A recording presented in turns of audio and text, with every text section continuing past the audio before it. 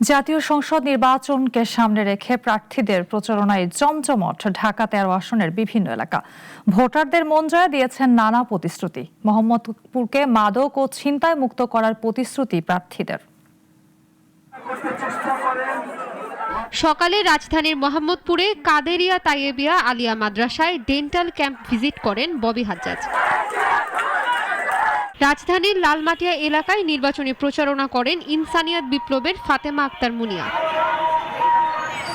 খেলাফত মজলিসের প্রার্থী মামুনুল হক নির্বাচন কমিশনের কোনো আচরণবিধি মানছেন না অভিযোগ করেন ববি হাজ্জাজ। নির্বাচনী প্রতিদ্বন্দ্বী যে আছেন সে নির্বাচনী প্রচারণা বিধিমালার অনেক কিছু ভঙ্গ করেছেন। 5 দিন ধরে মানে পিভিসি দিয়ে বিশাল বিশাল কালার ব্যানার বানিয়েছেন। 5 দিন ধরে এগুলো নিয়ে কমপ্লেন করার পর যখন আমরা কোনো সাড়া পাই, নির্বাচনটা এটা কম্পিটিশন আমার জিতত, যখন কোনো সাড়া পাইনি তখন আমরা এই জিনিসটা করা শুরু করেছি। ধানের শীষ জয়ী হলে মোহাম্মদপুরে মাদক সন্ত্রাস সহ কোনো ধরনের অপরাধ থাকবে না বলেও প্রতিশ্রুতি দেন।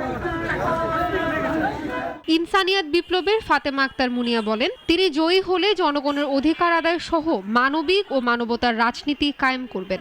মানবিক মানুষ তৈরি করা, কারণ মানবিক মানুষ হলে তার দ্বারা খুন করা সম্ভব না, মানবিক মানুষ তৈরি হলে তার দ্বারা দুর্নীতি করা সম্ভব না, মানবিক মানুষ হলে সে কনস্ট্রাকশনের দায়িত্ব পেলে সেখানে মানে সেখানকার কারো হক মারা আসলে সম্ভব না। আমরা আসলে প্রথম যে চাই সেটা হচ্ছে আসুন আমরা নিজেকে পরিবর্তন করি, আমরা নিজেরা মানবিক মানুষ হই, সকল বস্তুর ঊর্ধ্বে উঠে স্রষ্টার নামে স্রষ্টার আলোকে নিজের জীবনকে তৈরি করি, একটি মানবিক সমাজ মানবিক রাষ্ট্র তৈরি করার লক্ষ্যে এগিয়ে যায়। গণসংযোগ, লিফলেট বিতরণ এবং উঠান বৈঠকের মাধ্যমে এই আসনে নির্বাচনী প্রচারণা হয়ে উঠেছে জমজমাট। ইশরাত জাহান, নাগরিক।